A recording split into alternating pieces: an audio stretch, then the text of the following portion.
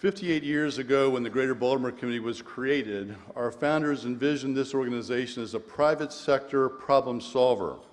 For more than 5 decades, the Greater Baltimore Committee leadership and its members have faithfully pursued a key role envisioned by the founders of the organization to deliver strong private sector advocacy for ideas that might initially lack a strong voice, but which have significant meaning for the development of a Greater Baltimore. Today, the GBC continues its work as an active, visible, highly credible advocate for competitiveness, economic growth, and job creation. Our industry sector committees are fully engaged and working on projects or policies to bring positive change.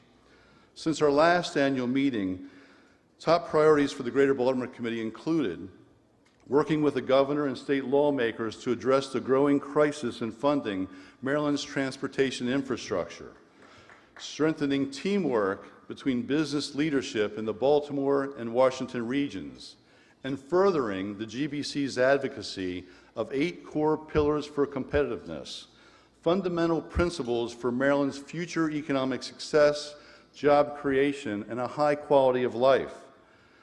I'm proud to report that as a result of the hard work and commitment of GBC members and staff, working with government officials and partners, progress on each of these priorities has been achieved. This year's General Assembly session concluded with many positive steps toward creating a stronger state economy. One of the most significant challenges to economic growth in our state, the inadequate funding of transportation, was addressed with the passage of transportation infrastructure financing legislation. Although no one likes to pay more in taxes or fees, the business case for transportation funding was clear. Congestion in the Washington region ranks as the worst in the country. Congestion in the Baltimore region ranks second worst of any region in the country with fewer than 3 million residents. Each year, Maryland drivers spend more than 130 million hours of delay in traffic, wasting 61 million gallons of fuel and experiencing a loss of between 40 and 67 hours of productivity in the workplace.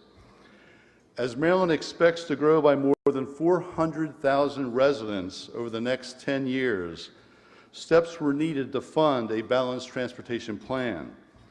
The failure to do so would have left us mired in gridlock, and business cannot flourish and economic growth will stall if we're incapable of moving people, goods, and services. And it's really not just a business issue, it's a quality of life issue for us all, our employees, and our families. For those of you who share the GBC's concern that transportation funds should be used strictly for transportation purposes, a constitutional amendment protecting transportation funding was approved and will be on the ballot next November. We urge you to vote for that constitutional amendment.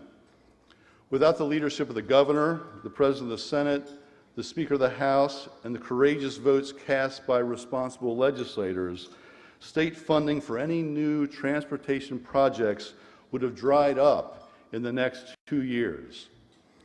Other positive outcomes for business during the recently concluded legislative session included passage of public-private partnership legislation that establishes state policy towards leveraging private sector funding and clearly outlines procedures to ensure certainty in the legislative and executive review of P3 projects. The creation of a $2 million cybersecurity tax credit, an increase in research and development, bioscience, and film production tax credits, the creation of a business climate work group and Baltimore Regional Revitalization Work Group created by House Speaker Mike Bush, defeat of many legislative proposals that would have been detrimental to the business climate of the state, such as combined reporting, and as the mayor mentioned, passage of a funding mechanism that will build new schools and greatly enhance the physical condition of aging schools in Baltimore City, providing city students with a healthy environment in which to learn. On the issue of the Baltimore-Washington business teamwork, I'm pleased to report that the GBC and the Greater Washington Board of Trade are working well together on a number of issues, including crafting an ambitious plan for workforce development and strategic support for growth of the state's cyber industry and technology business sectors. This initiative involves the knowledge and expertise of many educational institutions and the business stakeholders, including our partners at the Economic Alliance of Greater Baltimore. Also, the GBC continues to work on its vision for revitalizing the Inner Harbor. GBC members generously funded the Harbor Holiday Lights Spectacular. The GBC and Waterfront Partnership are working collaboratively with the city officials on the creation of an Inner Harbor Improvement Plan, and we continue our work on funding a new arena and hotel connected to an expanded convention center.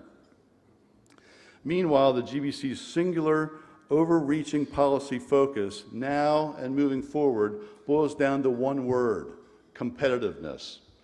The GBC is taking its Gaining a Competitive Edge initiative that developed the 8 core pillars for economic growth and job creation to that next level.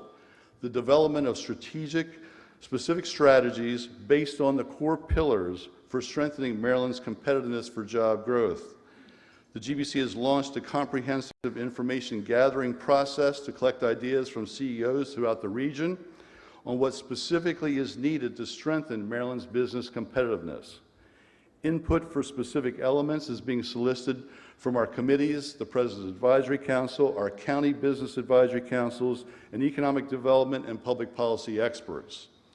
The keynote event in developing a strategy for competitiveness will be the inaugural day-long Chesapeake Conference of CEOs that's going to be held on June 12th at the Baltimore Hilton. There, regional CEOs will divide into work groups, facilitate and formulate recommended strategies to enhance competitiveness, and forge a consensus on specific, achievable steps and policy directions to improve the business climate in our region and state. This is the kind of problem solving that the GBC has been known for throughout its history, and what makes the GBC the go-to business advocacy organization in the state and the region.